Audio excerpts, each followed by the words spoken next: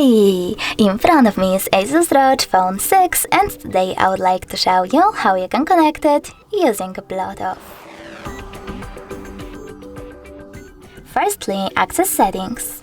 Now you need to click on connected devices and choose pair new device. After that, just wait for Oval Ones to show and click on the chosen one.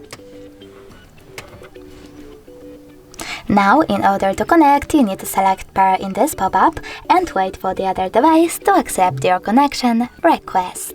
As you can see, my smartphones were successfully connected. If you wish to disconnect them, you need to choose this gear icon next to chosen device, tap on forget and confirm your choice in the pop-up.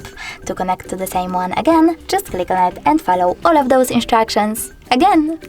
Thanks so much for watching. If you enjoyed this video, don't forget to leave a like, comment and definitely subscribe. Bye!